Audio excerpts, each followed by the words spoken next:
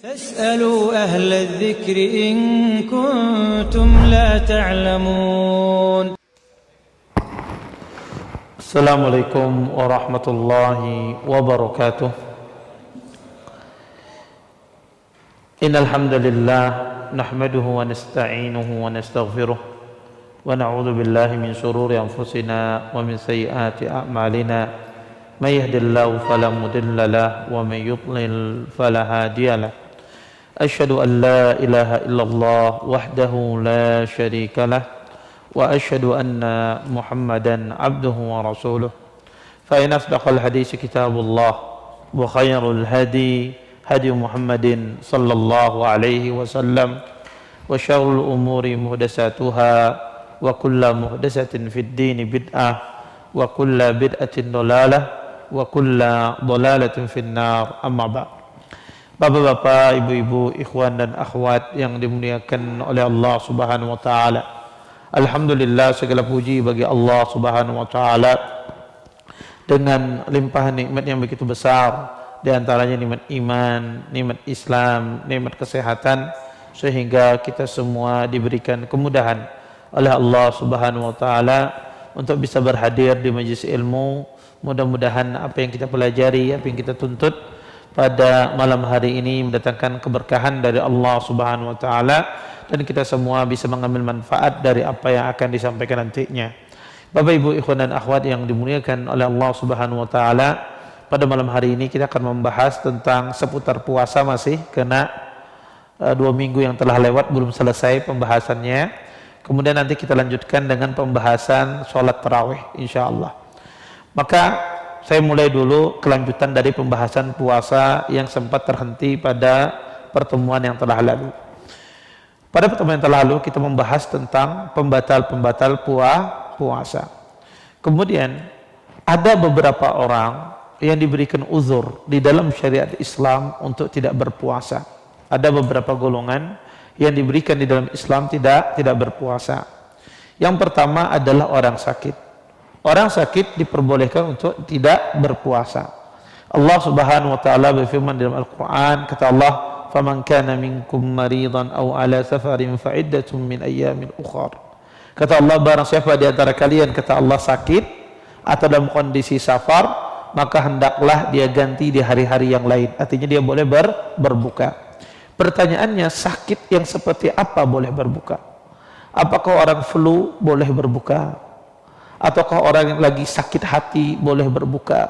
Ya, atau seperti apa orang itu boleh berbuka? Sakit seperti apa? Para ulama rahimahullah ta'ala mengatakan sakit yang diperbolehkan berbuka, maka ada 3 jenis model sakit yang diperbolehkan berbuka. Yang pertama adalah kalau seandainya dia berpuasa, sakitnya bertambah parah. Sakitnya bertambah parah kalau seandainya dia berpuasa, maka orang semacam ini boleh berbuka. Yang kedua adalah kalau seandainya dia berpuasa, kesembuhannya akan bertambah lama. Sakitnya tidak bertambah parah, tapi kesembuhannya makin panjang. Maka orang ini juga diperbolehkan berbuka puasa. Kemudian yang ketiga adalah orang yang sakit, ketika dia berpuasa, dia tidak bisa menahan puasa tersebut. Karena apa? Kondisi yang di luar batas normal. Di luar batas normal. Contoh misalnya, dia merasa susah kalau seandainya dia berpuasa, sangat susah. Seperti orang yang sangat panas, ya, panas tinggi, 38, 39 misalnya. Kalau dia berpuasa bisa, tapi dia kesusahan. Maka ini diperbolehkan dia berbuka. Tapi kalau sakitnya tidak menyusahkan dia untuk berpuasa, maka tidak boleh dia berbuka. Mungkin dia panas tapi radar-radar aja, ya, lewat dari normal. Tapi kalau dia berpuasa tidak ada masalah, tidak ada kesusahan yang berarti. Maka orang semacam ini tidak boleh dia berbuka puasa. Kemudian ada kasus orang yang kalau seandainya dia berpuasa, dia sehat. Tapi kalau seandainya dia berpuasa, dia akan sakit. Boleh nggak orang semacam ini berbuka puasa? Contoh, ada orang kena penyakit mah akut, ya, penyakit mah yang akut. Dia sehat, karena dia minum obat rutin dan semisalnya. Tidak ada penyakit, tidak penyakit. Tapi kalau dia mulai puasa, dia akan sakit. Nah, orang yang sehat semacam ini, boleh nggak dia langsung berbuka puasa, tidak puasa? Karena kalau dia puasa, dia akan sakit berdasarkan penjelasan dari dokter dan semisalnya. Maka jawabannya boleh dia tidak berpuasa. Jawaban dia boleh tidak berpuasa. Ini yang pertama, orang yang diperbolehkan berbuka puasa. Yang kedua, orang yang diperbolehkan berbuka puasa ya adalah orang yang safar. Sedikit saya melanjutkan yang sakit ini. Orang yang sakit ini, kalau dia meninggal, Bapak Ibu, kalau dia meninggal di saat dia berpuasa, di saat dia tidak berpuasa, orang yang sakit ini meninggal, maka dia tidak perlu mengqadha. Tidak perlu mengqadha puasanya. Contoh misalnya dia meninggal di bulan Ramadan, 15 hari tidak puasa, kemudian setelah 15 hari dia meninggal di bulan Ramadan itu sendiri, maka tidak perlu dia qadha. Kapan diqadha? Ketika orang sakit itu meninggalnya di bulan Ramadan dan ada waktu untuk mengqadha, tapi belum dia qadha, maka di sini kita suruh keluarganya yang mengqadhakan. Contoh, si fulan sakit 1 bulan penuh tidak bisa berpuasa. Di bulan Syawal sembuh beliau, tapi beliau belum mengqadhanya. Di bulan Dzulqa'dah sembuh beliau 2 bulan, 3 bulan, sampai di awal Muharram ya beliau sehat. Di awal Muharram beliau meninggal, maka kita katakan wajib diqadha tidak orang yang meninggal ini puasanya? Wajib. Nabi mengatakan man mata wa alaihi siyamun shama anhu waliyuhu. Kata Nabi, barang siapa yang meninggal dan ada tanggungan puasa atasnya, wajib walinya yang memuasakannya. Maka walinya wajib memuasakannya. Kalau dia punya ahli waris 10, ke ahli waris 10 bisa memuasakan. Bisa dibagi 1 hari misalnya, atau dia punya ahli waris 30 misalnya, 1 orang sehari itu juga selesai. Setiap orang itu 1 hari, dalam 1 hari bisa selesai kalau dipuasakan oleh 30 ahli warisnya. Kemudian yang kedua, kondisi orang yang boleh berbuka puasa adalah musafir. Musafir dia diperbolehkan berbuka puasa. Musafir diperbolehkan berbuka puasa adalah musafir yang disebutkan oleh para ulama rahimallahu taala memenuhi 2 standar. Ketaatan, safarnya taat, bukan safar maksiat atau safar mubah. Yang kedua adalah jaraknya jarak safar. Jarak yang disepakati safar itu 80 kilo. Di bawah 80 kilo khilaf, tapi yang benar adalah sesuai dengan uruf. Kalau di bawah 80 kilo urufnya safar, ya safar.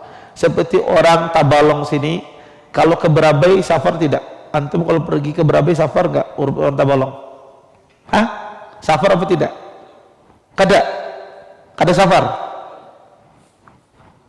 Iya, urufnya di sini safar apa tidak? Kada tahu ulun sate. Kada begaduh orang kalau. Urufnya mana orang Tabalong asli di sini? Mana yang Tabalong asli? Lahir darahnya darah Tabalong. Kada?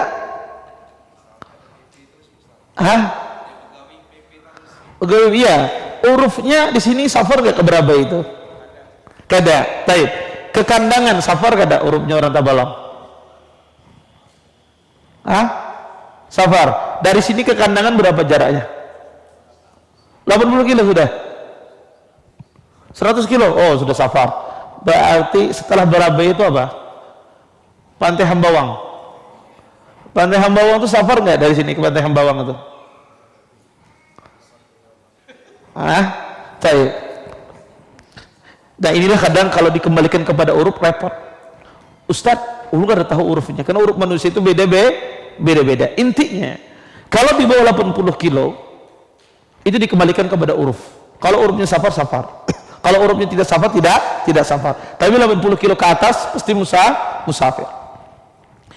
Maka musafir ini diperbolehkan dia berbuka puasa. Tidak diragukan. Dan ulama sepakat, barang siapa yang safarnya kesusahan untuk berpuasa, dia untuk berpuasa, maka disuruh dia untuk berbuka. Yang jadi pertanyaan, mana yang lebih afdal Ustadz? Mana yang lebih afdal? Kita ini berbuka ataukah berpuasa di waktu safar, di kondisi safar itu tidak menyusahkan kita. Saya biasa aja kok safar, Tidak repot saya sapa Ustaz, dan saya juga tidak capek. Ya, saya naik pesawat sudah sampai. Rumah saya di samping bandara Samsudin Nur, ya. Mau ke Surabaya juga di rumah ibu saya di samping Juanda, misalnya. Naik pesawat, turun langsung samping rumah, ya misalnya. Nggak sabar, nggak capek saya. Boleh nggak saya ini berbuka puasa, ataukah abdulnya saya berpuasa? Maka jawabannya adalah, kalau orang itu safarnya tidak menyusahkan, maka mana yang lebih abdul baginya, berbuka apa berpuasa? Jawabannya, kalau dia memulai safarnya dalam kondisi berbuka, dianjurkan berbuka terus. Kalau dia memulai safarnya dalam kondisi berpuasa, dianjurkan berpuasa terus. Saya kasih contoh. Anda mau safar ke Madinah umrah, ke Saudi umrah, berangkat jam 2 siang dari sini. Berarti kalau Anda berangkat jam 2 siang dari sini, berarti Anda sedang puasa. Maka abdalnya di pesawat Anda puasa nggak? Puasa. Sampai ke tempat tujuan. Lawas Ustaz, tambah lagi 5 jam. Jadi 17 jam belum puasa. Kenapa Pak? Ya, kalau Anda tidak susah, maka abdalnya Anda berpuasa. Kenapa? Mulainya berpuasa. Tapi kalau seandainya Anda mulainya berbuka, abdalnya terus berbuka. Contoh, Anda balik dari Saudi ke Indonesia, baliknya malam, tengah malam, jam 12 malam. Maka Anda jam 12 malam ini puasa apa tidak? Tidak puasa. Kemudian pesawat itu jalan, dapat subuh di pesawat. Taib. Terusnya berpuasa apa berbuka? Terusnya berbuka. Kenapa? Karena tadi Anda mulainya adalah berbuka sampai di tempat tujuan. Itu yang paling afdal. Dan itulah menggabungkan dua hadis Nabi. Nabi pernah berkata, kata Rasulullah, laisa minal bir as-siyam fis safar. Bukan dari kebaikan orang yang berpuasa di waktu safar. Dan di sisi lain, Nabi SAW pernah berpuasa sedangkan semua sahabat berbuka. Nabi pernah berpuasa dengan salah satu sahabat, 2 orang saja, yang lain semuanya berbuka. Jadi Nabi itu kadang safarnya berpuasa, kadang safarnya Nabi itu berbuka. Syekh Islam melihat kapan Nabi berbuka, kapan Nabi berpuasa, maka Syekh Islam menyimpulkan, barang siapa yang memulai safarnya dan berbuka, abdalnya berbuka. Barang siapa yang memulai safarnya dalam kondisi berpuasa, abdalnya berpuasa, dengan catatan tidak menimbulkan kesusahan. Kapan menimbulkan kesusahan? Disuruh berbuka. Kemudian yang ketiga, orang yang diperbolehkan untuk berbuka puasa adalah ya wanita hamil dan menyusui. Wanita hamil dan menyusui, Bapak Ibu ikhwan dan akhwat yang dimuliakan oleh Allah Subhanahu wa taala, diperbolehkan mereka berbuka puasa. Taib. Apa dalilnya? Athar Ibnu Abbas radhiyallahu taala anhuma ketika menafsirkan ayat wa 'alal ladzina yutiqunahu fidyatun ta'amu miskin. Ibnu Abbas menafsirkan orang yang tidak mampu hendaklah membayar fidyah. Ibnu Abbas menafsirkan adalah al-hamil wal murdi, wanita hamil dan menyusui. Wanita hamil dan menyusui boleh dia berbuka puasa. Jawabannya, apakah wanita hamil dan menyusui wajib mengqadha atau seperti apa? Ada 5 pendapat dalam masalah ini, tapi saya akan sebutkan pendapat yang rajih. Pendapat yang rajih, cukup dia membayar fidyah saja. Titik. Dia membayar fidyah saja. Baik dia menyusui, baik dia hamil, baik karena takut untuk anaknya atau takut untuk dirinya, maka cukup dia membayar fidyah saja. Kenapa? Karena membayar fidyah ini ada asar dari Ibnu Abbas. Kemudian yang kedua, ini selaras dengan syariat Islam untuk memudahkan. Karena gini, kalau orang itu disuruh untuk mengqadha sedangkan dia hamil, kalau hamilnya tiap tahun Bapak Ibu 10 tahun hamil terus tidak ada berhenti-hentian, ya, maka kalau disuruh dia mengqadha, kewalahan. 30 hari kali 10 300 hari, ya. Maka setelah itu pun dia akan marah-marah sama suaminya, jangan suruh aku hamil lagi. Kenapa? Mengqadhanya sing banyak kan susah, ya. Baru mengqadha 1 bulan 2 bulan hamil pula, ya, nggak selesai. Oleh karena itu kata para ulama rahimallahu taala, mengqadha bagi orang hamil dan menyusui cukup dia bayar fidyah. Fidyah memberikan makan kepada orang fakir miskin, ya, selama puasa yang ditinggalkan. Kalau 30 hari 30 hari, kalau 29 hari 29 hari. Kemudian orang yang diperbolehkan berbuka puasa juga adalah orang-orang tua yang sudah tidak kuat lagi berpuasa. Orang-orang yang tua yang tidak kuat lagi berpuasa disuruh untuk berbuka. Dan dia cuma sekedar membayar fidyah. Dia sekedar membayar fidyah saja. Dan para ulama rahimallahu taala mengatakan puasa itu diwajibkan oleh Allah Subhanahu wa taala bagi mukallaf, bagi orang yang balik berakal dan ya orang tersebut muslim. Dari sini kata para ulama, orang tua yang sudah pikun maka tidak wajib puasa dan tidak perlu bayar fidyah. Orang tua yang sudah pikun tidak wajib puasa dan tidak bayar fidyah. Orang tua yang disuruh bayar fidyah adalah orang tua yang tidak pikun tapi tidak sanggup puasa. Tapi kalau ada orang tua itu pikun itu gimana? Pikun itu ada pikun total, ada pikun itu setengah-setengah. Kadang ingat, kadang kada. Kadang ingat, kadang kada. Contoh misalnya, ya, ada kai sudah tua benar. Datang anaknya, bah, pian ingat kah lawan ulun? Siapa ikam? Kada ingat aku. Ulunnya anak pian. Kemudian dibawakan istri mudanya. Ini pian kenal. Oh ini tahu ini istriku, istri. Kalau istrinya dia ingat, apalagi istri mudanya. Tapi anaknya dia lupa. Tuh, ini pikun apa anda? Pikun ini. Wajib berpuasa? Tidak wajib. Bayar fidyah? Tidak ada bayar fidyah. Jadi orang itu, ada orang pikun itu datang pergi. Ini sudah tidak ada lagi sholat, tidak ada lagi puasa, dan tidak ada bayar fidyah. Jadi orang tua yang bayar fidyah itu adalah orang tua yang dia tidak mampu berpuasa tapi akalnya masih ada. Termasuk orang-orang yang diopnama sepanjang tahun. Ya, sepanjang tahun ya di rumah sakit tidak keluar, ini cukup dikeluarkan fidyahnya saja. Kemudian Bapak Ibu ikhwan dan akhwat yang dimuliakan oleh Allah Subhanahu wa taala, kalau kita memahami ini, apa amalan yang paling dianjurkan ketika kita berada di bulan Ramadan? Pertama, di antara sunnah atau amalan yang ditekankan ketika kita berada di bulan Ramadan, yang pertama adalah bersahur. Bersahur itu sangat dianjurkan, salah satu sunnah yang sangat ditekankan. Nabi SAW bersabda, tasahharu fa inna fis sahuri barakah. Kata Nabi, bersahurlah, sesungguhnya pada sahur itu terdapat keberkahan. Yang jadi masalah adalah kapan orang itu mulai bersahur. Ada dua pendapat di kalangan para ulama kapan waktu bersahur. Pendapat yang pertama, waktu bersahur itu kata para ulama rahimallahu taala dimulai dari pertengahan malam sampai sebelum terbit fajar. Itu adalah waktu bersahur. Pendapat yang kedua adalah waktu bersahur itu kata mereka sudusul lail akhir, 1/6 malam terakhir. 1/6 malam terakhir itu berdasarkan hadis Zaid bin Sabit, itu kira-kira kurang lebih Anda memungkinkan membaca 50 ayat. 50 ayat kalau Anda durasikan dalam waktu, Anda baca dengan tartil, kurang lebih sekitar 30 sampai 45 menitan. Kurang lebih kisarannya antara 30 sampai 45 menitan. Dari sinilah para ulama mengatakan waktu bersahur itu 30 atau 45 menit sebelum waktu subuh. Di antara dua pendapat ini wallahu alam, pendapat yang paling kuat pendapat yang kedua. Waktu bersahur itu adalah 30 atau 45 menit sebelum adzan subuh. Kenapa? Berdasarkan hadis Zaid bin Sabit, tasahar nama Nabi, kami bersahur bersama Nabi, sedangkan jarak antara adzan dengan sahur kami itu sekedar 50 ayat.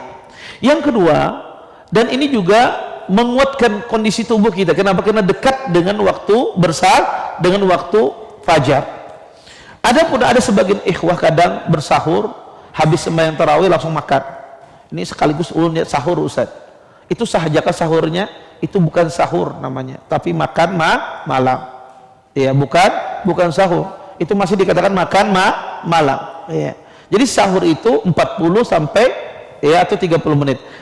Ada yang bertanya, Ustaz, kalau kayak itu Ustaz, ulun ada bisa bersahur. Kenapa? Ulun makannya lambat. Ulun sekali suap itu mungkin bisa 10 menit mengunyahnya. Kadang menghayal. Kadang ada orang tuh makan satu suap menghayal kehidupan dia. Ya, lama makannya. Suap lagi, 2 suap. Pokoknya kalau dia makan tuh mungkin 1 jam lebih. Ya, tapi kalau orang kayak gini gimana Ustaz? Anda nggak masalah kalau subuh jam 5, Anda nggak ada masalah bersahur jam 3, nggak apa-apa, jam 3. Tapi itu tidak dinamakan sahur. Tapi nanti mendekati azan kira-kira 15 menit, Anda ambil air, Anda minum. Minum Anda air itulah dianggap sahur. Karena kadang kalau istri disuruh menyiapkan setengah jam sebelum subuh, kadang kalang kabut, wah emosi aja nanti bawaannya. Ya, kenapa? Karena mendadak semua. Ya, tidak ada masalah. Anda terbiasa jam 4 makan, nggak masalah. Tapi itu belum dinamakan sahur. Ya. Nanti mendekati azan, Anda makan kurma 1 biji, ya, atau Anda minum air, maka itulah sahur. Karena sahur itu nggak mesti makan nasi. Sahur itu bisa dikatakan dengan seteguk air, atau sahur itu bisa Anda makan dengan sebiji kurma. Selesai masalah yang kita jadi momok kita pada saat ini. Karena ada orang tuh terbiasa sudah jam 3:30 dia sudah makan, ya. Nah, masalah makan saja. Nanti 15 menit 20 menit sebelum azan Anda minum air, itulah sahur Anda. Itulah sahur Anda. Baik. Ini amalan yang pertama. Amalan yang kedua yang dianjurkan ketika seseorang berada di bulan Ramadan adalah memperbanyak membaca Al-Qur'anul Karim. Memperbanyak baca Al-Quran. Allah turunkan Al-Quran di bulan Ramadan. Allah mengatakan syahrul Ramadan alladzi unzila fihi Al-Quran. Sesungguhnya pada bulan Ramadan lah diturunkannya Al-Quranul Karim.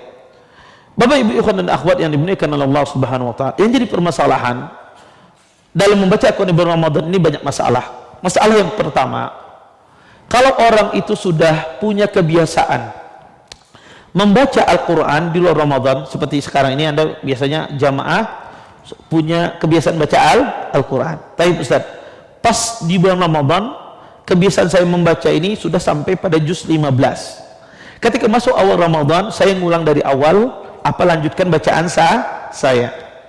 Maka jawabannya lanjutkan bacaan Anda, karena tidak ada dalil yang mengharuskan mengulang dari awal, tapi lanjutkan bacaan Quran Anda. Kemudian yang kedua, di bulan Ramadan itu disunnahkan menghatamkan Al-Quran. Apa dalilnya? Dalilnya adalah hadis Jibril alaihi salam.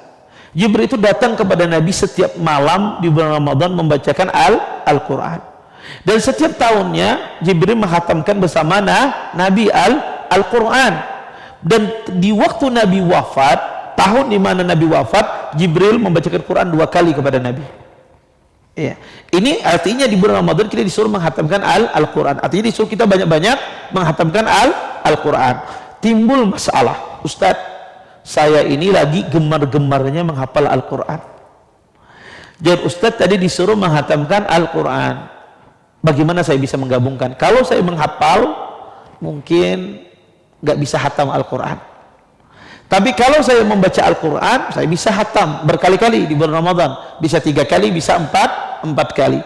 Orang seperti saya ini gimana Ustaz? Kalau saya membaca tok, mungkin hafalan saya akan hilang kalau saya tidak murajaah. Maka jawabannya adalah tidak diragukan. Orang yang menghafal itu lebih utama daripada membaca. Menghafal Quran lebih utama daripada membaca, karena menghafal itu membaca dan lebih dari sekedar membaca. Tetapi kalau Anda dihadapkan dengan situasi semacam ini, maka ahli ilmu mengatakan setidak-tidaknya Anda hatamkan Quran 1 kali, setelah itu Anda ulang hafalan, tidak ada masalah. Setidak-tidaknya di Ramadan itu Anda hatamkan satu kali, dan setelah itu Anda ulang-ulang hafalan Anda, tidak masalah. Itu yang paling afdal. Hatamkan tapi walaupun 1 kali, setelah itu Anda mengulang-ulang bacaan, ya, untuk memungkinkan hafalan, maka tidak mengapa. Kemudian yang ketiga, di antara permasalahan Al-Quran juga masalah membaca Al-Quranul Karim, mana yang lebih utama Ustaz? Membacanya tartil, lambat tapi dengan tajwid, atau membacanya dengan hadar, cepat? Kalau membaca dengan tartil dapat 2 kali saja hatam, tapi kalau membaca dengan cepat saya bisa dapat 6 kali hatam dalam satu bulan. Maka membaca dengan tartil itu yang lebih afdal, walaupun hatamnya sedikit. Karena Allah memerintahkan warattilil Qur'ana tartila. Bacalah Al-Quran itu dengan tartil. Kemudian Ustaz, mana yang lebih afdal? Saya membaca Al-Quran sembari membaca tafsirnya, atau saya membaca Al-Quran saja? Kalau Anda membaca Al-Quran saja dan hafalannya lebih banyak daripada membaca Al-Quran dengan tafsirnya, maka fokuskan membaca Al-Quran. Kalau hatamannya lebih banyak. Kemudian bagi wanita yang tidak mampu memegang Al-Quran karena haid dan nifas, bukan berarti tidak disuruh baca Al-Quran. Dan Anda bisa menggunakan HP, menyentuh di aplikasi, tidak ada masalah bagi wanita haid dan nifas. Yang dilarang itu adalah apa? Yang dilarang itu adalah menyentuh mushaf ini, menyentuh mushaf yang ada. Adapun di aplikasi maka tidak mengapa. Kemudian di antara amal yang sangat dianjurkan juga pada bulan Ramadan adalah membukakan orang puasa. Kata Nabi SAW, man fattara sha'iman kutiba lahu misla ajri sha'im. Kata Nabi, barang siapa yang membukakan puasa, maka ditulis baginya pahala seperti pahala orang yang berpuasa. Timbul pertanyaan, kapan seseorang itu dikatakan orang membukakan puasa? Ada dua pendapat. Pendapat pertama, pendapat Syekh Islam Ibnu Taimiyah, dikatakan membukakan puasa itu, kata Syekh Islam, makanan yang mengenyangkan, isba. Kalau orang makannya mengenyangkan, maka itu dikatakan membukakan puasa. Kadang di masjid itu ada yang ngasih banyu, ada yang ngasih kurma orang lain, ada yang ngasih semangka, ada yang ngasih gorengan, ada yang ngasih nasi kotakan. Taib. Menurut Syekh Islam, yang membukakan itu yang mengenyangkan. Berarti kalau kita makan semangka, kenyang apa tidak? Kada kenyang. Menurut Syekh Islam, yang memberi semangka ini kada bukakan orang puasa. Kita makan gorengan, kenyang nggak kita? Allah betakulun pian yang merasakan. Pian kalau makan gorengan, kenyang nggak ada berbuka. Dua piring kenyang. Kalau satu saja gorengan sebuting aja, kenyang nggak ada? Kada kenyang. Menurut Syekh Islam, yang membukakan dengan gorengan ini tidak membukakan puasa. Minum air, kenyang tidak? Tidak. Makan kurma tidak? Karena orang Indonesia kenyangnya nasi. Berarti menurut Syekh Islam, yang membukakan puasa itu adalah yang membukakan yang mengenyangkan seperti nasi dan lainnya. Ini pendapat Syekh Islam Taimiyah. Pendapat yang kedua, pendapat sebagian para ulama, bahwasanya yang dikatakan membukakan puasa itu apa saja yang dimakan oleh orang berpuasa, walaupun tidak mengenyangkan. Baik itu kurma, baik itu air, baik itu gorengan, selama itu dimakan oleh orang berpuasa, maka itu dikatakan membukakan puasa. Pendapat yang paling rajih insyaallah pendapat yang kedua. Pendapat yang kedua. Kenapa? Karena Nabi mengatakan walau bijur'in minal ma'. Kata Nabi, berbukalah walaupun dengan seteguk air. Sehingga Nabi tidak mensyaratkan berbuka itu dengan apa? Sesuatu yang mengenyangkan. Berbuka itu sah kata Nabi walaupun seteguk dengan air. Kemudian banyak orang yang salah persepsi. Dikatakan membukakan orang puasa itu dapat pahalanya pas waktu berbuka saja, sehingga ketika malam dianggap tidak membukakan puasa. Ini keliru. Membukakan puasa itu dihitung orang itu membukakan puasa makanan yang dikasihkan semenjak terbenam matahari sampai sebelum terbit fajar. Makanan yang Anda kasihkan di antara dua rentang waktu itu dikatakan membukakan puasa. Makanya kadang ada sebagian masjid itu susah banget, khususnya 10 hari terakhir. Kadang orang etikaf di masjid, kadang ada sahur. Panitia ini mencari orang menyumbang sahur ke deda. Kenapa pian kada menyumbang sahur? Aku nyumbang berbuka aja. Kenapa sahur kada menyumbang? Kededa fadilahnya memberikan makan di waktu sahur ini. Akhirnya nggak ada yang nyumbang. Padahal itu termasuk dari kategori membukakan orang puasa. Sebagaimana Anda dapat pahala membukakan orang puasa, seperti itu pula ketika Anda memberikan makan sahur. Di malam hari Anda kasih makan, ada orang ngaji, Anda kasih wadai bekarat, ya, Anda bagikan, itu membukakan puasa.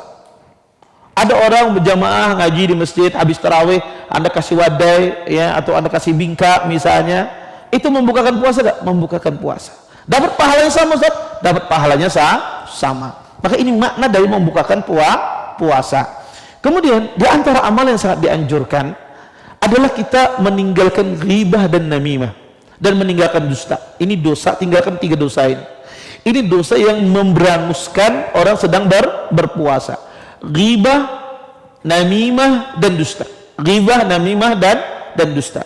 Karena subhanallah, ada manusia ini setiap hari kadang itu berdusta aja, ngeramput aja kata orang banyak. Kadang kau kada berdusta, pokoknya sehari harus ada berdusta, ya, setiap hari. Maka di bulan Ramadan Anda jaga lisan Anda agar tidak berdusta, agar tidak ghibah. Kenapa? Karena ini yang merontokkan pahala puasa Anda. Dan ini salah satu amalan yang sangat agung, meninggalkan ghibah, namimah, dan dusta. Dan di antara amalan yang sangat agung adalah melaksanakan qiyamul lail, yaitu salat tarawih. Salat tarawih itu apa? Salat tarawih, Bapak Ibu, ikhwan dan akhwat yang dimuliakan oleh Allah Subhanahu wa taala, salat tarawih itu diambil dari kata tarwihah. Tarwihah itu diambil dari kata rahah, artinya istirahat. Kenapa? Karena Nabi SAW kata Aisyah, kana Rasulullah SAW yusalli arba'an la tas'al an husnihinna wa tulihinna.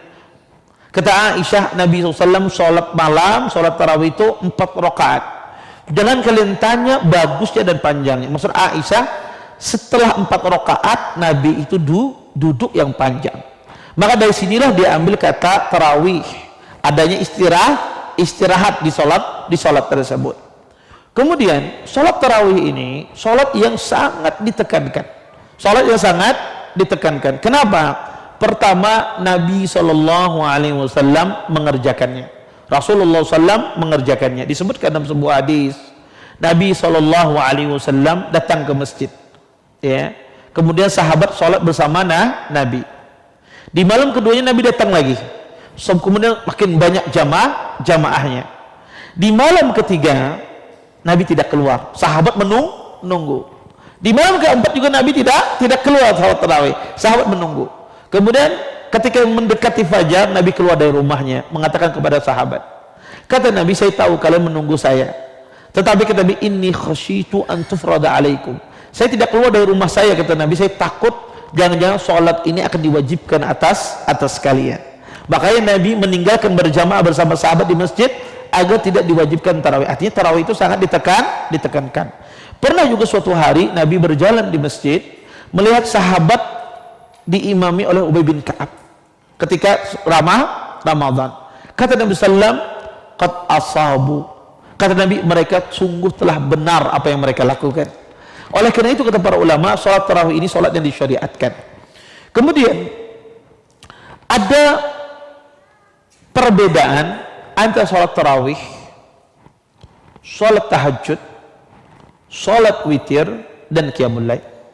Ada 4 istilah ini orang kadang bingung, ya, sehingga mereka bingung membedakannya. Ada istilah qiyamul lail, ada istilah tarawih, ada istilah tahajud, dan ada istilah witir. Saya akan sebutkan perbedaan-perbedaan ini, insya Allah Anda akan paham perbedaannya. Pertama, qiyamul lail itu disebut dengan salat malam. Salat apa saja yang dilaksanakan dari semenjak terbenam matahari sampai sebelum terbit fajar itu disebut dengan qiyamul lail. Dikecualikan 2 salat. Salat wajib maghrib dan salat wajib isya. Anda tadi salat sunnah ba'diyah maghrib, salat sunnah ba'diyah maghrib tadi itu disebut qiyamul lail. Anda sholat sunnah ba'diyah isya, nanti kalau Anda ba'diyah isya kemudian sholat sunnah 2 rakaat, itu disebut qiyamul lail. Sholat tahajud itu disebut qiyamul lail. Sholat tarawih itu disebut qiyamul lail. Sholat witir itu disebut qiyamul lail. Jadi qiyamul lail itu nama umum dari semua sholat yang dikerjakan semenjak terbenam matahari sampai sebelum terbit fajar. Nama umum. Kemudian sholat tarawih. Sholat tarawih itu, Bapak Ibu ikhwan dan akhwat, pertama sholat tarawih itu disyariatkan berjamaah. Kenapa? Karena Nabi berjamaah. Bahkan istri-istri Nabi sepeninggal Nabi pun berjamaah melaksanakan sholat tarawih. Aisyah dan dengan istri Nabi yang lain semenjak Nabi meninggal diimami oleh Zakwan maula Aisyah dalam sholat tarawih. Sholat tarawih disyariatkan berjamaah. Adapun sholat tahajud tidak disyariatkan berjamaah. Boleh berjamaah, boleh tidak. Bukan dianjurkan. Tapi berjamaah boleh. Tidak berjamaah juga tidak. Mengapa tahajud? Makanya kadang Nabi tahajud itu berjamaah, kadang Nabi tidak berjamaah. Tapi tarawih tidak. Tarawih ditekankan, disyariatkan berjamaah. Kemudian tarawih waktunya yang paling abdal berdasarkan pendapat yang rajih ba'diyatul isya, setelah isya. Salat tarawih waktunya adalah ba'diyatul isya, setelah Isya. Maksudnya setelah Isya ini apa? Kalau Anda musafir, Anda sholat maghrib dan Isyanya Anda jamak takdim, Isyanya Anda tarik di waktu sholat maghrib. Kemudian setelah itu Anda langsung sholat tarawih. Isya belum masuk, tapi sudah Anda jamak di waktu maghrib tadi. Sah nggak sholat tarawihnya? Jawabannya tidak sah. Kenapa? Karena sholat tarawih itu harus dimulai masuknya waktu Isya. Dimulai masuknya waktu Isya. Berbeda dengan tahajud. Kalau Anda setelah sholat Isya, Anda boleh sholat tahajud. Walaupun Anda musafir ini, Anda jamak maghrib dan Isya, kemudian setelah itu Anda sholat tahajud misalnya 2 rakaat, walaupun hanya masih di waktu maghrib, tidak ada masalah.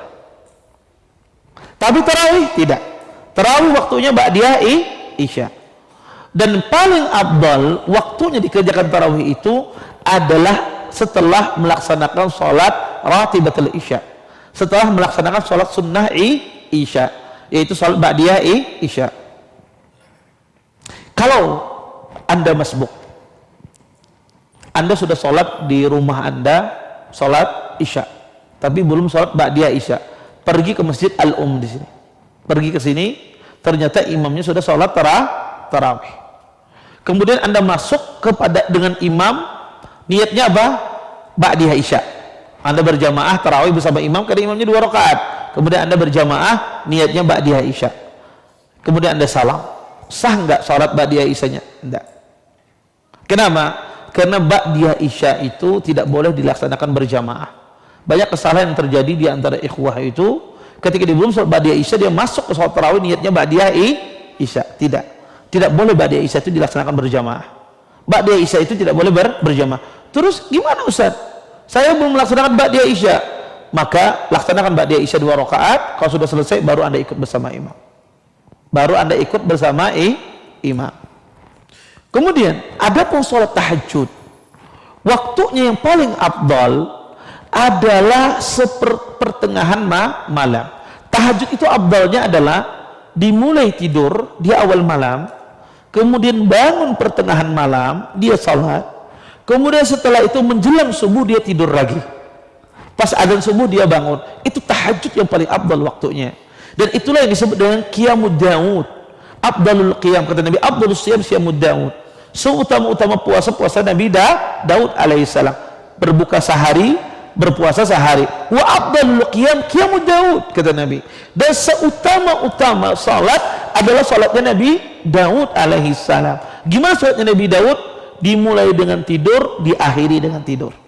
Beliau mulai tidur di awal malam, kemudian pertengahan malam beliau bangun, salat, kemudian beliau menjelang subuh tidur. Ya, pas subuh bangun lagi, kada lolos. Ya. Maka ini waktu tahajud yang paling afdal. Kemudian sholat tahajud, sholat tarawih tidak memiliki batasan rakaat. Sholat tahajud dan sholat tarawih tidak memiliki batasan rakaat. Nabi SAW pernah bersabda, kata beliau, sholatul lail masna masna. Kata Nabi, sholat malam itu dua. Maka salat malam, salat tahajud dan salat tarawih tidak memiliki batasan. Adapun salat witir memiliki batasan. Salat witir itu paling banyak 11 rakaat. Dalam sebagian riwayat paling banyak 13 rakaat. Kemudian ada yang bertanya, Ustadz mengatakan tadi salat tarawih, salat tahajud tidak ada batasan. Adzan dulu.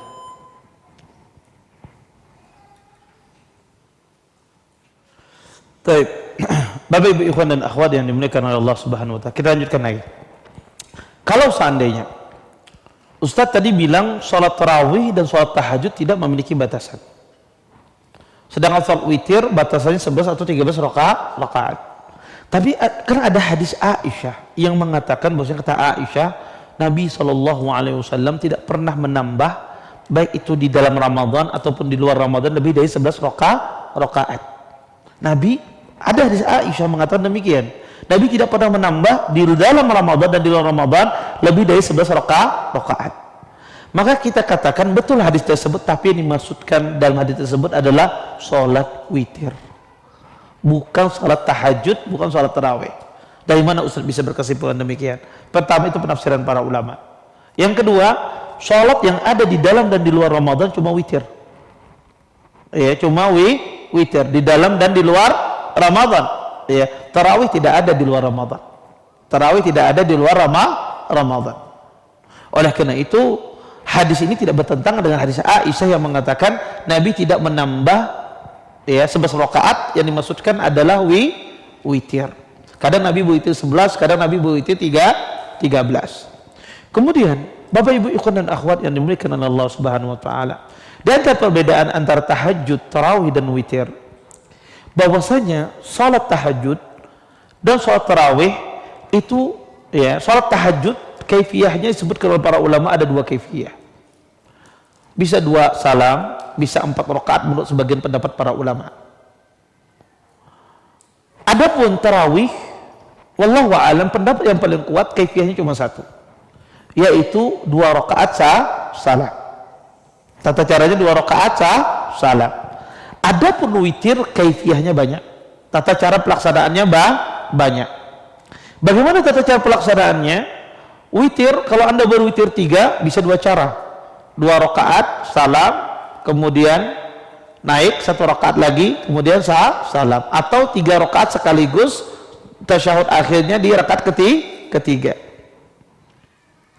Kalau witirnya ber5 rakaat, tata caranya cuma sholat 5 rakaat sekaligus, di rakaat kelima duduk tasyahud salam. Seperti itu pula 7 rakaat. 7 rakaat sekaligus duduk di rakaat ke-7 salam. Kalau 9 rakaat, maka caranya adalah terus naik sampai 8 rakaat, pas 8 rakaat tasyahud. Pas tasyahud tidak salam, naik lagi 1 rakaat. Naik lagi 1 rakaat, kemudian rakaat ke-9 tasyahud salam. Kalau 11 rakaat bisa dengan cara 2 salam, 2 salam, 2 salam. Kemudian dia 3 rakaat.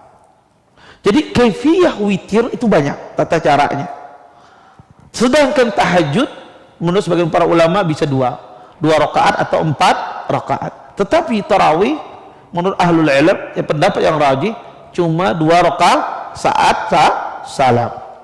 Kemudian di antara perbedaan sholat tahajud, sholat tarawih dan sholat witir, perbedaannya Bapak Ibu ikhwan dan akhwat, bahwasanya sholat tahajud dan sholat tarawih itu bisa dibagi-bagi. Maksudnya gimana? Sholat tahajud, contoh misalnya Anda mulai sholat tarawih habis isya, Anda sholat 6 rakaat habis isya, kemudian kata Anda nanti kita lanjutkan lagi tarawihnya jam 2 malam. Boleh? Boleh, tidak ada masalah. Bisa dipecah-pecah dengan jeda. Tapi kalau witir tidak. Witir dilaksanakan sekaligus. Anda kalau berwitir 3 rakaat, maka Anda sholat 2 rakaat salam, nanti 1 rakaatnya saya di tengah malam. Tidak, witir dilaksanakan sekaligus. Tidak dipecah-pecah. Tapi tahajud bisa dipecah-pecah. Anda ingin tahajud 11 rakaat, 6 rakaat dulu Anda di awal malam, kemudian nanti Anda lanjut lagi 5 rakaatnya di akhir malam. Boleh, nggak apa-apa. Tidak ada masalah. Kemudian Bapak Ibu ikhwan dan akhwat yang dimuliakan oleh Allah Subhanahu wa taala, tentu witir salah satu perbedaan witir yang mencolok rakaatnya ganjil. Kemudian juga witir adalah sholat yang dianjurkan dikerjakan paling terakhir. Berbeda dengan tahajud dengan tarawih. Tetapi tidak dilarang orang sholat setelah witir lagi. Karena yang dilarang itu 2 witir dalam 1 malam. Nabi SAW bersabda, la witrani fi laylah. Kata Nabi, tidak ada 2 witir di dalam satu malam. Kemudian Bapak Ibu ikhwan dan akhwat yang dimuliakan oleh Allah Subhanahu wa taala, banyak orang yang bertanya, Ustaz, wanita itu tarawihnya di mana? Maka kita katakan tarawih itu boleh di masjid, boleh di rumah, tidak ada masalah. Yang penting berjamaah, itu yang penting. Disyariatkan berjamaah. Terlepas Anda mau di rumah ataukah Anda mau di masjid, yang penting disyariatkan berjamaah. Kemudian Di antara permasalahan sholat tarawih adalah permasalahan sholat tarawih yang terjadi pada 10 malam terakhir di bulan Ramadan. Biasanya, saya nggak tahu di sini. Di sini ada 2 sholat malam di 10 terakhir biasanya. 2 kali sholat malamnya apa 1 kali? 1 kali.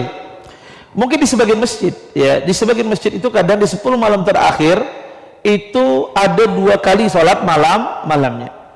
Kadang orang sholat malam habis isya langsung sholat tarawih, kemudian 11 rakaat, nanti jam 1, jam 2 sholat lagi di 10 malam terakhir, sholat lagi 11 rakaat dengan imam yang berbeda. Ada seperti itu di sebagian masjid. Ada juga di sebagian masjid itu sholat habis isyanya 10 rakaat, tidak berwitir. Nanti di tengah malam sholat dia 11 rakaat dengan witir. Ada model seperti itu. Ada juga modelnya adalah dia sholat tarawih, ya. Dia sholat tarawih, ya, 10 rakaat, ya. Dia sholat tarawihnya, ya, 11 rakaat, ya, salam, ya. Kemudian di tengah malam dia sholat cuma 10 rakaat, tidak berwitir lagi, tidak berwitir, witirnya cuma di awal malam. Sholat ini disebut dengan sholat ta'qib. Sholat yang kedua disebut dengan sholat ta'qib. Sholat yang pertama disebut dengan sholat tarawih. Sholat yang Anda lakukan di tengah malam setelah Anda melaksanakan sholat di awal malam, sholat di awal malam itu disebut tarawih. Sholat yang di akhir malam, yang di rakaat kedua, di sholat yang kedua itu disebut dengan sholat ta'qib. Sholat ta'qib ini terjadi khilaf di kalangan para ulama tentang kebolehannya. Pendapat yang paling rajih, pendapat jumhur, boleh. Dalilnya apa? Dalilnya adalah hadis Talq ibni Ali radhiyallahu ta'ala anhu. Talq ibni Ali, dia datang dijamu oleh anaknya Qais ibni Talqin, menjamu bapaknya, dan Talq ibni Ali bersama teman-temannya berpuasa, makan puasa, kemudian sholat tarawih, mengimami para sahabat dan tabi'in. Kemudian ketika berwitir, Talq ibni Ali menyuruh seseorang, kamu witir, kata Talq ibni Ali, sesungguhnya nanti tengah malam saya ingin sholat bersama kaum saya dan saya ingin berwitir bersama mereka. Lihat di sini Talq ibni Ali menjadikan sholat dengan dua sholat bersama sahabat dan sholat lagi beliau di tengah malam bersama sahabat yang lain, dan tidak ada ingkar di kalangan para sahabat. Ini menunjukkan bahwasanya bolehnya sholat ta'qib tersebut dan adanya amalan tersebut di tengah-tengah sahabat Nabi SAW. Kemudian juga hadis Nabi, kata Nabi SAW, sahabat bertanya ketika Nabi berwitir 3 rakaat, sahabat minta, ya wahai Rasulullah, tambah lagi, sholat lagi wahai Rasulullah setelah witir. Kemudian kata Nabi apa? Man shalla ma'al imam hatta yansarif kutiba lahu qiyamul lailah. Kata Nabi, barang siapa yang sholat bersama imam sampai selesai, ditulis bagi sholat sebelum suntuk. Di sini para ulama berdalil pemahaman para sahabat boleh setelah witir itu sholat berjamaah bareng-bareng lagi, dan Nabi tidak mengingkari pemahaman tersebut. Tetapi kata Nabi, sudah cukup kalau engkau berwitir bersama imam, ditulis sholat semalam suntuk. Ini dalil mengatakan adanya sholat ta'qib. Nah, praktek yang ada di tempat kita itu semuanya boleh. Entah itu Anda berwitir 11 rakaat di awal malam, kemudian di akhir malam 11 rakaat lagi dengan imam yang berbeda, maka tidak ada masalah. Jamaah yang pertama ikut lagi jamaah yang kedua, boleh, tapi jangan ditutup dengan witir kalau sudah berwitir di awal malam. Kalau belum berwitir di awal malam, silahkan berwitir di akhir malam, karena witir 2 kali itu tidak boleh. Nabi melarang la witrani fi lailah, tidak boleh ada 2 witir dalam 1 malam. Dan yang paling afdal apa sebetulnya? Paling afdal itu adalah dia tidak berwitir di awal malam 10 rakaat, kemudian dia lanjut nanti 11 rakaat. Itu yang paling bagus sebetulnya. Itu yang paling bagus. Tetapi yang jadi masalah, jamaah itu biasanya komplain, aku hendak berwitir di awal malam. Biasa seperti itu.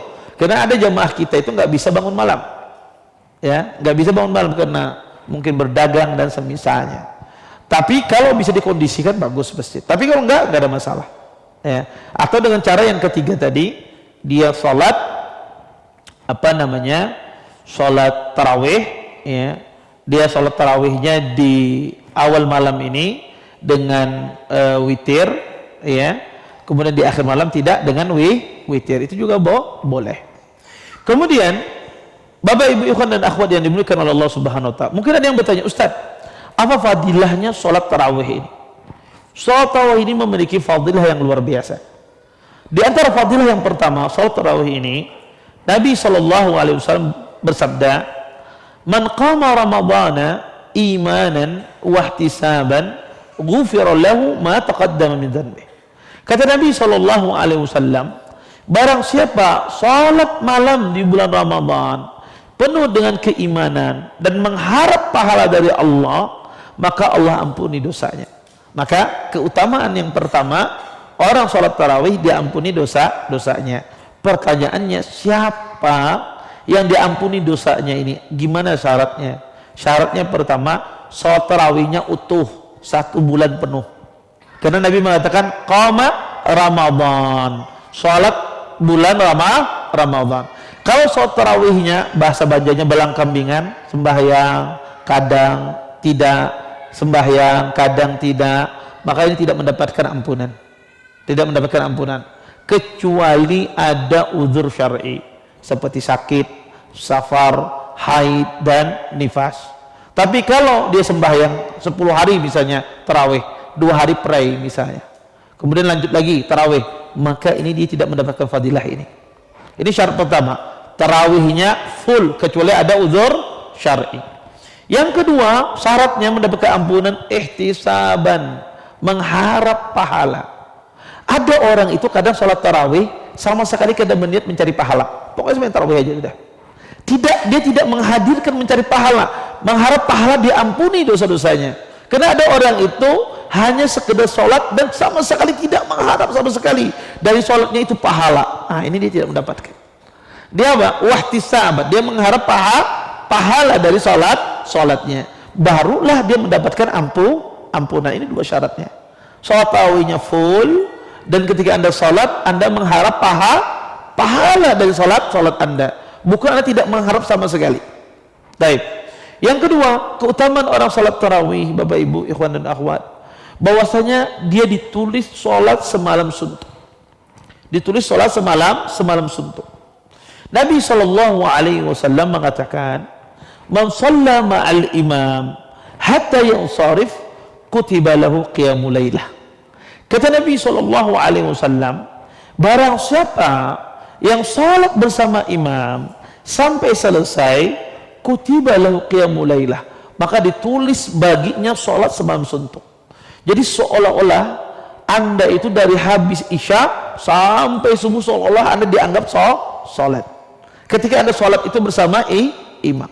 Dan sholat tarawih itu disyariatkan berjamaah. Makanya kata para ulama, dikatakan selesai, gimana maksudnya? Selesai yang paling sempurna adalah ketika imam itu keluar masjid, baru kita keluar. Imam keluar masjid, baru kita keluar, baru dikatakan sholat bersama imam. Ini yang paling afdal. Tapi biasanya di Indonesia ini imamnya terlambat keluar. Kenapa? Dihadangi kelanakan minta tanda tangan. Ya, karena kelanakan mahaga ustadznya, ya, minta tanda tangan, ya. Kadang ustadznya hendak keluar, ditarik oleh kaum masjid, panitia masjid, makan dulu ustadz. Jamaah kelaparan, nggak bisa keluar ini kalau imam nggak keluar. Tapi kata para ulama, kalau imamnya lambat nggak ada masalah, kita keluar dahulu daripada imam, dan dianggap dia sholat bersama imam sampai selesai. Kemudian Bapak Ibu ikhwan dan akhwat yang dimuliakan oleh Allah Subhanahu wa taala, di antara faedah juga salat malam ini Allah sebutkan, kata Allah, asyaddu wat'an wa aqwamu qila. Salat malam itu sesuatu yang sangat membekas, sesuatu yang sangat berpengaruh pada hati manusia. Di antaranya dia salat tarawih dan salat tahajud. Ini antara keutamaannya. Orang kalau salat malam itu memberikan apa, pengaruh yang luar biasa pada hati manusia.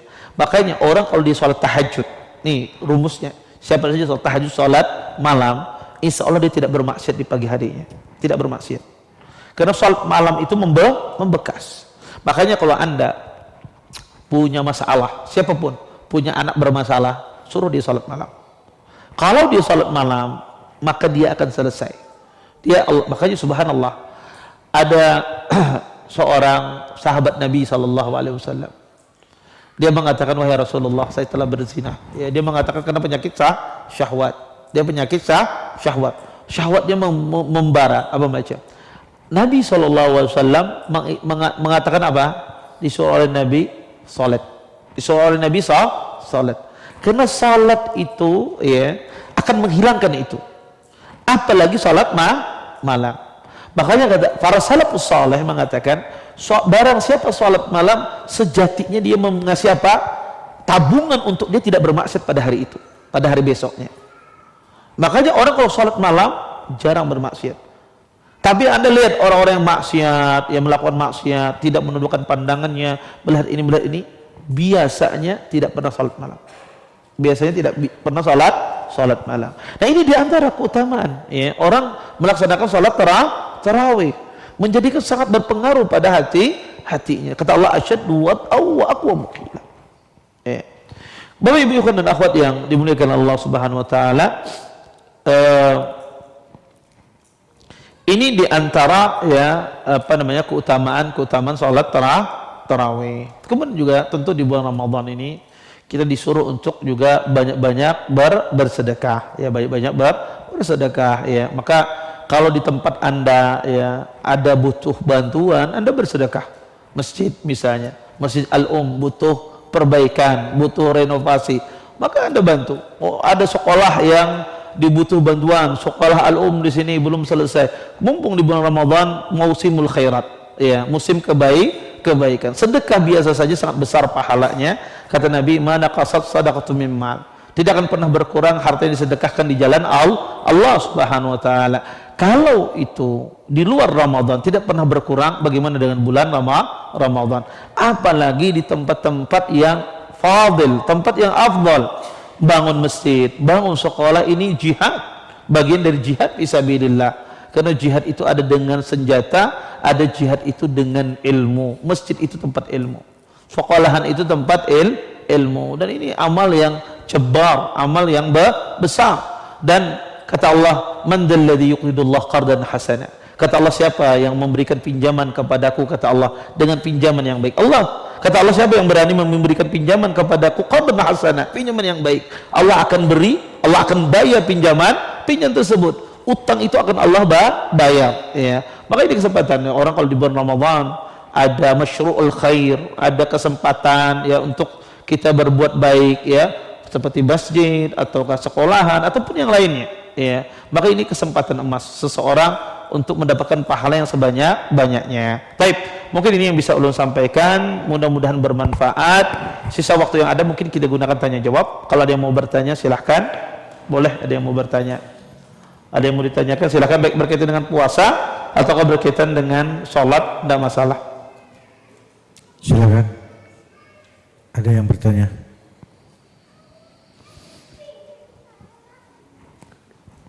Nih.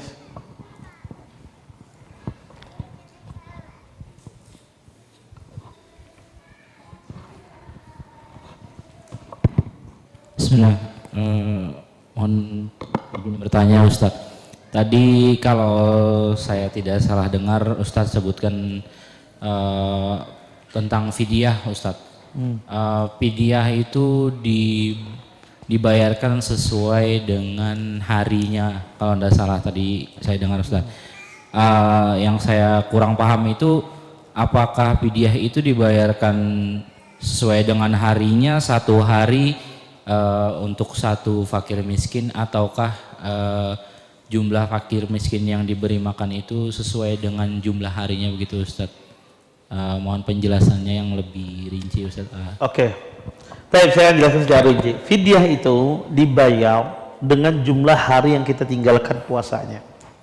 Kalau kita nggak berpuasa 1 bulan, misalnya 1 bulan itu 30 hari, maka bayarlah fidyah itu 30 hari dengan total 30 orang fakir miskin. Jadi 1 harinya itu 1 orang miskin. Maka dikasih fidyahnya, berarti kalau 30 hari berarti 30 orang fakir miskin. Maka fidyah itu afdalnya dikeluarkan Ramadannya sudah berlalu, sudah lewat, keluarkan nanti di bulan Syawal. Bisa Anda mengeluarkan fidyah itu, orang miskinnya Anda undang ke rumah Anda makan, ataukah Anda berbagi nasi yang biasa Anda makan.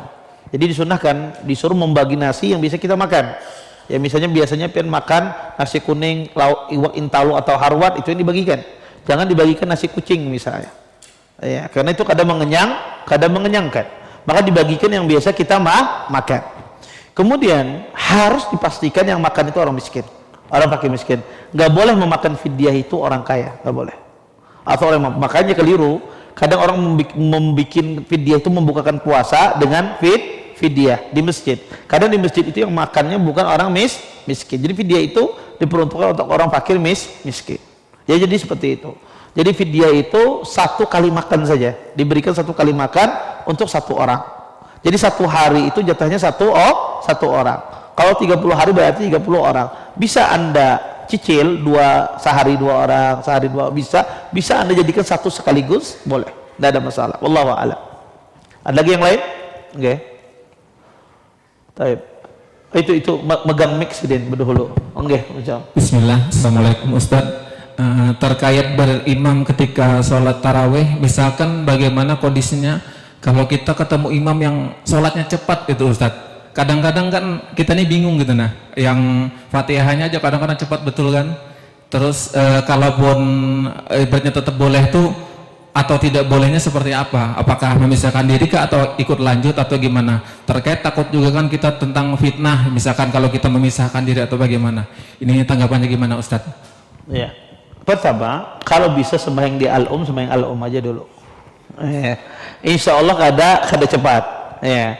Yang kedua, ya, kalau seandainya kondisional kita mendapati di musalla atau di tempat tertentu, qadarullah imamnya cepat. Kalau imamnya itu cepat menghilangkan tumatninah, tidak tumatninahnya, sembahyang tarawih 23 rakaat hanya ditempuh dalam waktu 6 menit dan 7 menit. Ini jelas kada sah. Kenapa? Karena tidak mungkin sholat tarawih ya ditempuh dengan 6 menit 7 menit seperti itu. Makanya ini tidak sah. Jadi patokan tidak sah itu pertama dia tidak tumakninah. Bagaimana kita tahu tidak tumakninah? Tidak tumakninah itu kada sempat membaca. Pian hendak ruku, belum ruku sudah berdiri dia, belum sempat membaca ya. Yang ada patah pinggang kita. Ya, 4 gerakan yang begitu cepat. Maka ini tidak sah. Yang kedua, bacaan Al-Fatihahnya salah. Entah itu mengubah kalimat, mengubah huruf, menambahi kalimat, mengubah makna, maka kalau itu terjadi maka tidak sah. Jadi terus gimana? Jangan sembahyang di sana. Anda punya dua opsi. Imamnya pian keluarkan pian jadi imam. Iya, karena imamnya tidak sah. Atau pian cari tempat yang lain untuk sholat. Dua saja opsinya. Kalau wani tarik imamnya, kita jadi imam. Kalau kada wani cari tempat yang lain. Ya, tempat lain kita berjamaah seperti itu. Wallahu a'lam. Baik, ada Bismillah.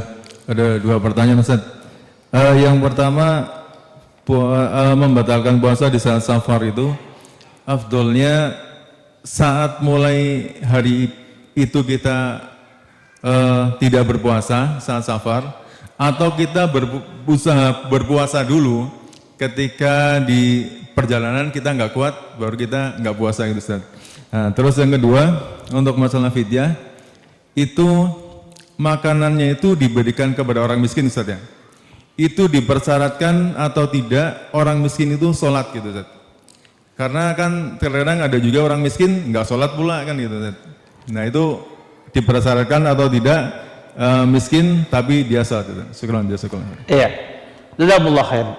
Pertama, kalau kita safar maka safar itu pertama tidak boleh Anda berbuka sampai Anda keluar dari kota Anda. Contoh, pian hendak safar ke Surabaya, nanti naik pesawat di Banjarbaru. Ya. Insya Allah safarnya jam 4 sore. Pian akan berangkat dari Tabalong ini mungkin jam 6 pagi misalnya. Naik, maka aja pian udah sebelum aku berangkat, aku makan dulu di rumah. Ya toh aku musafir juga. Makan dulu di rumah. Boleh tidak? Tidak boleh. Tidak boleh dia makan di sini. Kenapa? Karena sidin belum keluar dari kota. Tapi kalau sudah keluar dari Tabalong, sampai batu mandi misalnya, sampai batu mandi boleh nggak berbuka di sini? Boleh. Tapi kalau masih tabalong tadi kada boleh berbuka. Kenapa Ustaz? Bisa jadi pesawatnya delay, pesawatnya besok berangkatnya, misalnya demikian. Makanya dari sinilah dilarang. Takutnya apa? Safarnya tidak jadi. Tapi kalau dia sudah keluar dari kotanya, safarnya sudah jadi itu. Sehingga disinilah dia baru boleh berbuka. Nah, tadi afdalnya berbuka apa tidak? Sebagaimana saya jelaskan tadi di kajian tadi, bahwasanya afdalnya adalah kalau Anda mulainya tadi dalam kondisi berpuasa, teruskan puasanya. Kalau Anda mulainya tadi malam safarnya berbuka, teruskan berbukanya. Ya. Kapan kita merasa susah berpuasa, afdalnya berbuka. Kapan kita mulai merasa susah, afdalnya berbuka, kondisi apapun seperti itu. Kemudian yang kedua, apakah dipersyaratkan yang memakan fidyah itu orangnya harus sholat? Afdalnya demikian, karena kita berusaha yang memakan makanan kita itu orang yang bertakwa, orang yang bertakwa. Nah, tetapi kadang kita tuh susah mencari orang miskin yang disyariatkan itu. Kadang orang susah kita mendeteksinya.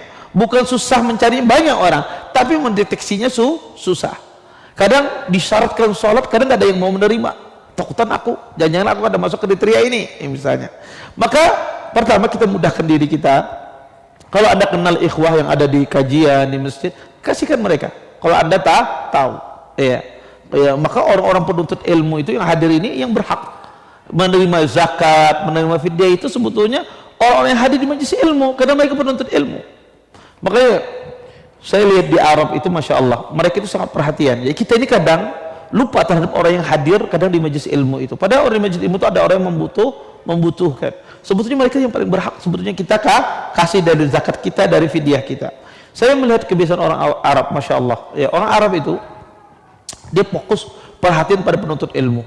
Jadi kalau ada orang penuntut ilmu dikasih zakat, dikasih apa, mereka perhatian. Ya. Karena pertama ya mereka semangat membantu orang menuntut ilmu. Ya. Jadi sasaran utamanya itu orang penuntut ilmu. Dan saya pernah berpengalaman, saya pernah pengalaman sendiri. Jadi kalau Ramadan itu di depan rumah kita itu ya dekat Id, 1 hari atau 2 hari sebelum Id itu penuh zakat fitrah. Di apartemen kita itu ditaruh sekarung berjejer banyak, ya ditaruh banyak. Kenapa? Karena mereka menganggap orang talibul ilm itu yang berhak mendapatkan itu.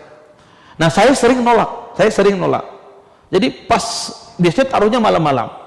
Pas subuh mau sholat, ada orang naruh di depan pintu apartemen saya saat itu di kampus. Ya, di pintu apartemen. Kata saya enggak.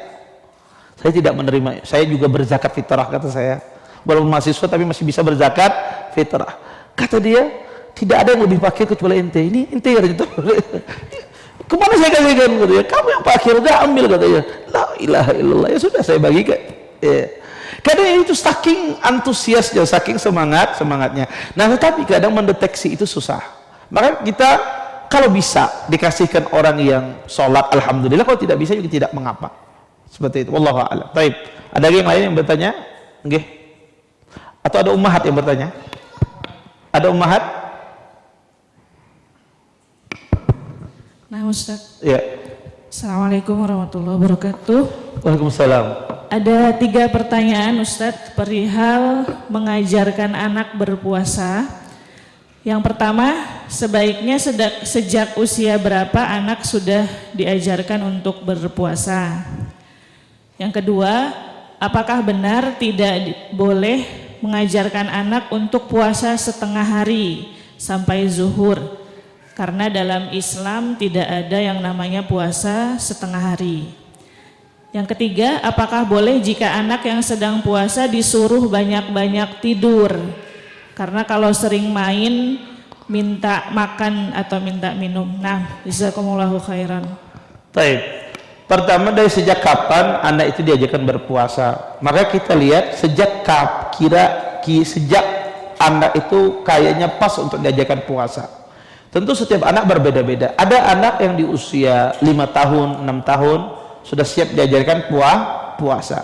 Ada anak di usia 5, 6 tahun belum siap. Siapnya di 7 tahun. Ya, ada yang di 7 tahun belum siap, siapnya 8 tahun. Dan kondisi anak kita berbeda-beda. Kondisi anak Anda berbeda-beda. Maka Anda lihat, kondisi anak Anda ini bisa nggak dia diajak puasa di usia 5 tahun? Kalau bisa aja.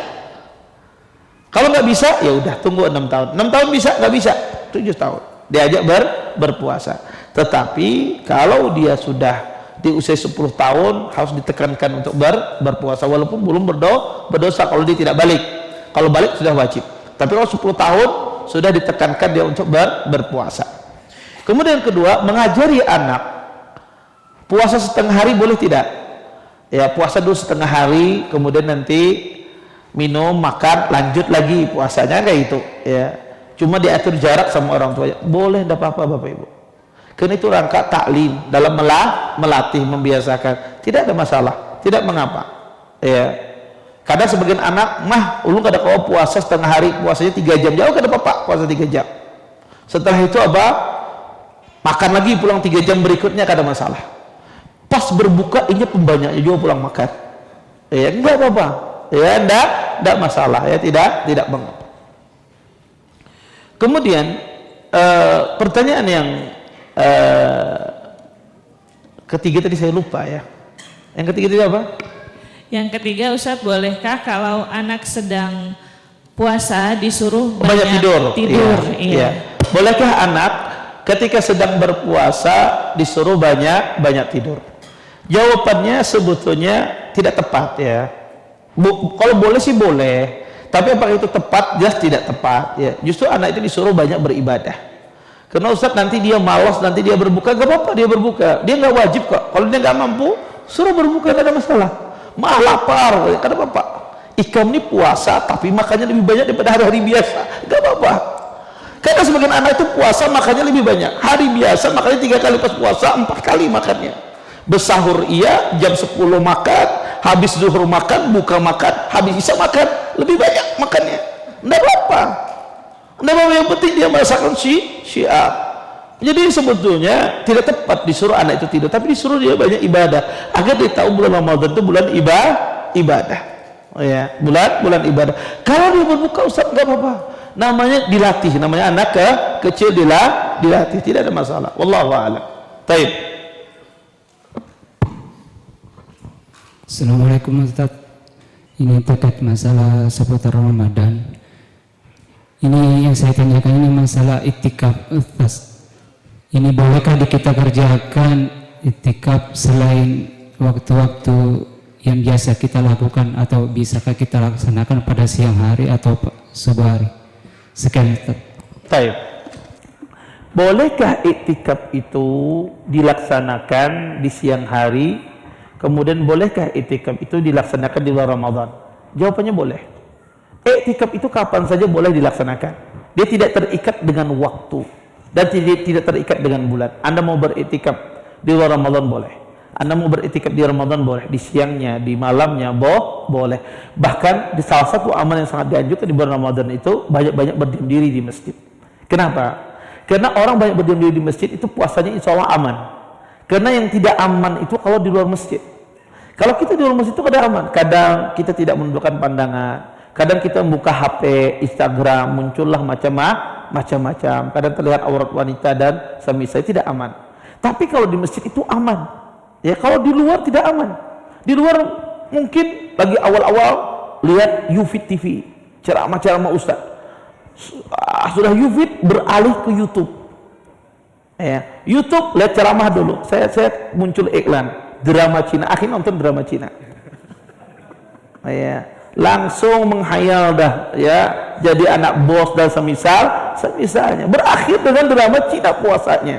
Puasanya berakhir dengan drama Cina. Ini dan ini mungkin kata jadi di luar masjid mungkin sekali. Tapi kalau dalam masjid kadang mungkin Anda menonton drama Cina, kadang mungkin. Yang ada Anda disumpahi orang dalam masjid. Makanya orang berada dalam masjid itu paling aman untuk menjaga puasanya. Pertama, kemungkinan maksiat itu sedikit ya, sehingga dia fokus dalam beribadah kepada Allah Subhanahu wa taala. Wallahu a'lam. Ada lagi yang lain? Nggih.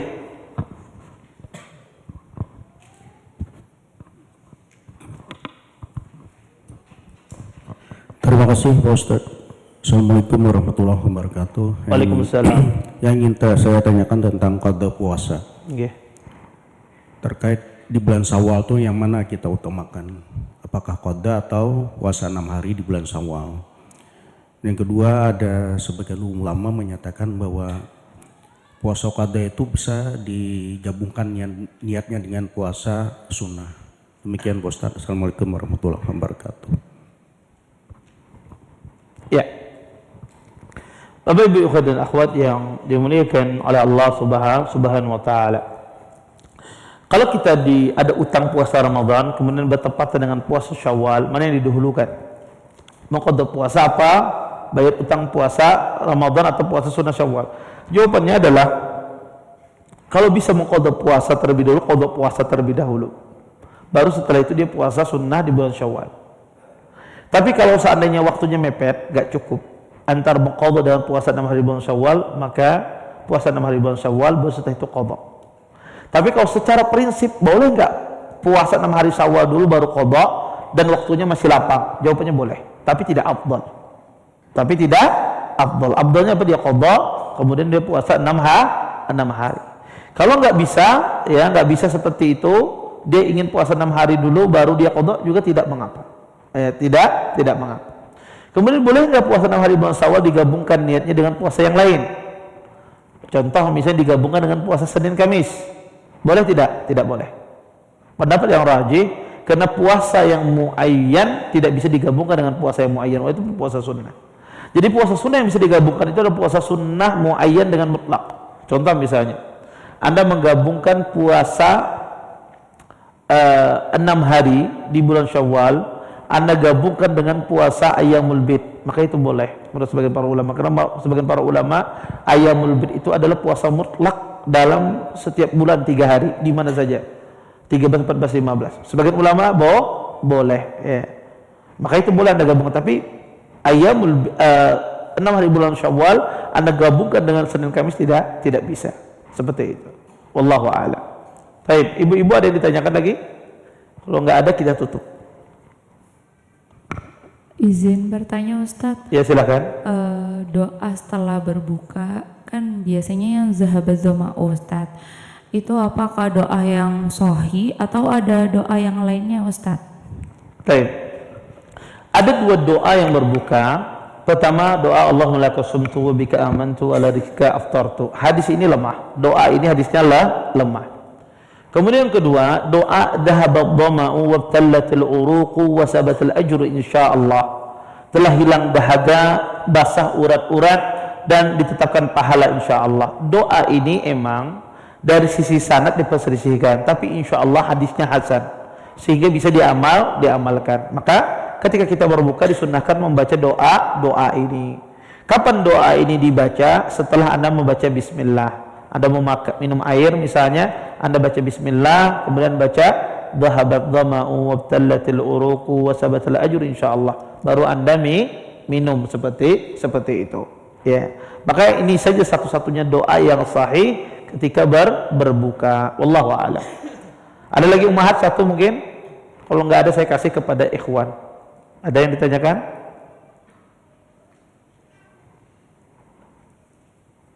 Baik, yang ikhwan ada yang bertanya? Nggak ada. Baik.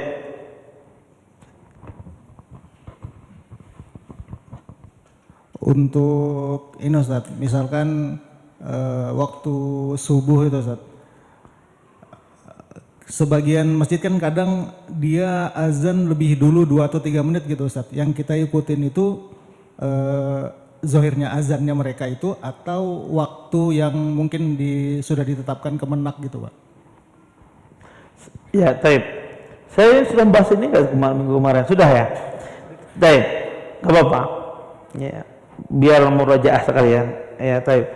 Jadi pemberitahu waktu sholat itu ada 4. Yang biasanya dipakai di Indonesia ini yang ketiga dan keempat. Yang ketiga itu adalah waktu yang ditetapkan oleh pemerintah atau Kemenak, ya. Dan yang keempat itu adalah adzanul muadzin. Waktu yang ditetapkan oleh pemerintah dengan hisab itu lebih kuat daripada azannya muadzin. Jadi kalau waktu dari pemerintah itu bertentangan dengan azan, maka waktu yang dari pemerintah itu yang didahulukan yang jadi patokan. Contoh misalnya di aplikasi Kemenak adzan subuh jam 5, pas. Ternyata muadzinnya adzannya jam 5 lewat 10 atau jam 5 lewat 5, maka Anda jangan makan. Jam 5 sudah Anda jangan makan, walaupun belum adzan. Atau sebaliknya, muadzinnya ini apa? Adzannya berdahulu. Dia adzan seharusnya jam 5 subuh, dia setengah 5 sudah adzan. Karena lagi sakit hati diusir bini kada bersahur. Biar yang lain kada bersahur juga bertaat. Ya. Adzan dia jam setengah 5. Maka Anda teruskan makan walaupun dia adzan. Kenapa? Karena waktu dari kemenak belum masuk. Hal yang serupa juga pada berbuka.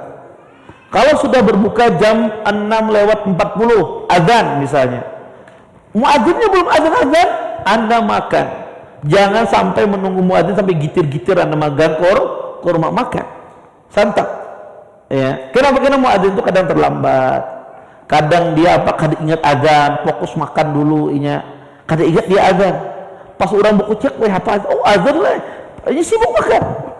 Ya, maka kita jangan terpana dengan muadzin. Kalau dari kemenak sudah masuk waktunya sudah. Ya, jangan takut. Karena muadzin itu sejatinya melihat dari kemenak juga. Tidak ada dia observasi tidak ada.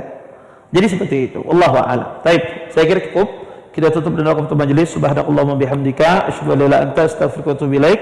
Assalamualaikum warahmatullahi wabarakatuh.